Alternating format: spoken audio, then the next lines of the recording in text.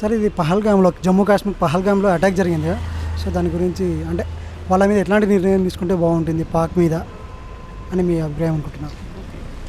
Actually ఇది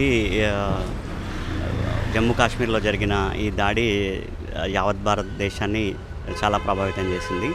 so ఇలాంటి దాడులు ఇంకొకసారి జరగకుండా ఉండాలంటే ఇమ్మీడియట్గా మన ప్రభుత్వం ఇమ్మీడియట్గా చర్యలు తీసుకోవాలి. పాకిస్తాన్ మీద కానీ పాకిస్తాన్ దేశం మీద కానీ ఇమ్మీడియట్గా వాళ్ళని ప్రతీకార చర్య అనేది మాత్రం ఇమ్మీడియట్గా ఉండాలని నా అభిప్రాయం. సో ఇది డిలే అయిందంటే అది ఇంకా నెక్స్ట్ టైం కూడా ఇది నెక్స్ట్ ఇలాంటి అవకాశానికి ఇంకా వాళ్ళకు దారి చూపినట్టు అవుతుంది. సో అందుకొరకే ఇమ్మీడియట్గా ప్రతీకార చర్య తీసుకుంటే ఇంతకుముందు సర్జికల్ స్ట్రైక్ లాగా సో ఇప్పుడు కూడా ఇమ్మీడియట్గా ప్రతీకార చర్య తీసుకుంటే అది భారతదేశానికి కూడా చాలా మంచిది, భారత రక్షణ వ్యవస్థకు కూడా చాలా మంచిది అని చెప్పేసి నేను అనుకుంటున్నాను. ఇంకోటన్నా ఇప్పుడు అంటే ఇమీడియట్లీ యాక్షన్ తీసుకోవడంతో పాటు వాళ్ళకు ట్రాన్స్పోర్ట్ ఉంటుంది కదా. సో అట్లాంటిది వాటిని కూడా నిలిపివేస్తే వాళ్ళు ఆర్థిక పరంగా వెనుకబడి ఇట్లాంటి ఆలోచన కూడా రాకుండా ఉండొచ్చు కదా అనుకోవచ్చు. నిజంగా ఇది కూడా ఒక మంచి పద్ధతి. ఎందుకంటే వాళ్ళ ఆర్థిక వ్యవస్థ మీద మాత్రం కంపల్సరీ దెబ్బతీస్తేనే నెక్స్ట్ ఆ టెర్రరిస్టులకు కానీ ఏదన్నా ఈ ఆర్థిక సపోర్ట్ కానీ ఇది పోతుంది. అందుకొరకు ఆల్రెడీ ఇప్పుడు ట్రాన్స్పోర్ట్ అది ఆల్రెడీ క్లోజ్ చేశారు కాబట్టి సో ఇట్లనే ఇంకా వేరే వాటిని కూడా వాళ్ళకు ఆర్థికంగా ఏవైతే వనరులు వస్తున్నాయో వాటన్నిటిని నిలిపివేసే చర్యలు తీసుకుంటే అది మనకు చాలా అడ్వాంటేజ్ ఉంటుంది. ఇంకోటి అంటే ఇప్పుడు ట్రాన్స్పోర్ట్ అనేది ఇప్పుడే నిలిపివేయాలంటారా లేకుంటే మొత్తం లైఫ్ లాంగ్ అలాగే ఉంటే బెటర్ అనేసి అనుకుంటారా? ఇప్పుడు మన మీద ఈ ఉగ్రవాద దాడులు ఆగేంత వరకు ఈ ట్రాన్స్పోర్ట్ అనేది నిలిపివేస్తేనే బాగుంటుంది. ట్రాన్స్పోర్ట్ నిలిపివేయాలి, ప్లస్ వాళ్ళకన్నీ ఏ ఆర్థికపరమైన సపోర్ట్ కానీ అంతా టోటల్ మన సైడ్ నుంచి నిలిపివేయాలి. వేరే దేశాలు కూడా ఈ టెర్రరిస్టులకు సపోర్ట్ చేసే కంట్రీస్కి ఏది కూడా సపోర్ట్ చేయకూడదని నేను అభిప్రాయపడుతున్నాను. ఇప్పుడు వేరే చైనా కానీ సపోర్ట్ చేస్తుంది పాకిస్తాన్ టెర్రరిస్ట్ యాక్టివిటీస్కి.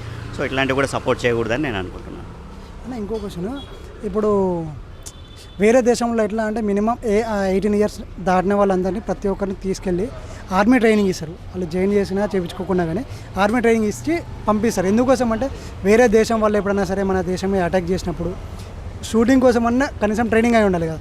ఎలాంటి ట్రైనింగ్ లేని వాళ్ళను దాంట్లో పంపిస్తే అనవసరంగా ప్రాణాలు కోల్పోతారు. సో అట్లాంటి నిర్ణయం మన దేశం కూడా తీసుకుంటే బాగుంటుంది.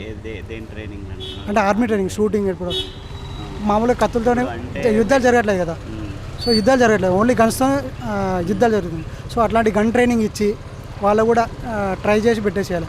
ఎప్పుడు సరే ఏ దేశం వచ్చి అటాక్ చేస్తారో తెలియట్లేదు. సో కాబట్టి అట్లా ఫ్రీ ప్లాన్తో పెట్టేసుకొని రెడీగా ఉంటే బాగుంటుంది కదా. మీరు అన్నది నాకైతే కరెక్ట్ అర్థం కాలేదు కానీ అంటే ఇప్పుడు మన దేశంలో ఏంటంటే మన దేశంలో ఆల్రెడీ జనాభా ఎక్కువ ఉంది కాబట్టి ఆర్మీ ట్రైనింగ్కి సఫిషియెంట్ ఆర్మీ పీపుల్ వెళ్తారు. వేరే దేశాల్లో ఏంటంటే ఆర్మీ అంత పాపులేషన్ లేదు కాబట్టి వాళ్ళు ఓన్లీ అందరికీ చాలా వరకు ట్రైనింగ్ ఇచ్చడానికి ట్రై చేస్తారు. సో మీరన్న కాన్సెప్ట్ని నేను చెప్తాను. సో ఇప్పుడు మన దగ్గర ఆల్రెడీ పాపులేషన్ బాగుంది, మన దగ్గర ఆర్మీ బాగుంది, అన్నీ బాగున్నాయి కాబట్టి సో ఉన్న వాళ్ళని పర్ఫెక్ట్ యూటిలైజ్ చేసుకుంటే సరిపోతుంది.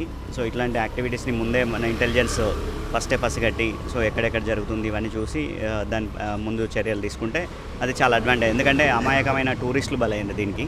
సో ఇట్లాంటివి కూడా మన ప్రభుత్వం సైడ్ నుంచి ఇంటెలిజెన్స్ కొద్దిగా స్ట్రాంగ్గా పనిచేయాలి. ఇప్పుడు ఇజ్రాయెల్ ఇంటెలిజెన్స్ వీళ్ళల్లో ఎట్లుందో సో మన దగ్గర కూడా ఈ ఇంటెలిజెన్స్ అనేది చాలా బాగుండాలని నేను అనుకుంటున్నాను.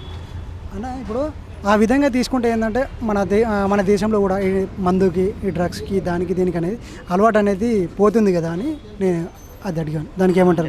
దీనికి రిలేషన్ అయితే లేదు డ్రగ్స్ దీనికి. ఇది డ్రగ్స్ అనేది అది సోషల్ జనాల వాళ్ళు పెరిగిన పరిస్థితులు వాళ్ళు ఉన్న ఇప్పుడు వాళ్ళ బ్యాడ్ హ్యాబిట్స్ని బట్టి అది అలవాటు అవుతారు. సో దానికి మనం ఏం చెప్పలేము. ఇప్పుడు ఫారెన్తో కంపేర్ చేస్తే మన దగ్గర అయితే కొంచెం తక్కువే డ్రగ్స్ హ్యాబిట్స్ కానీ అట్లాంటివి. సో ఇప్పుడు మన దగ్గర వచ్చేసి వీటిని కూడా చాలా కంపల్సరీ డ్రగ్స్ అండ్ నార్కోటిక్స్ వ్యవస్థ కంపల్సరీ స్ట్రాంగ్గానే పనిచేస్తుంది అనుకుంటున్నాం మ్యాక్సిమం.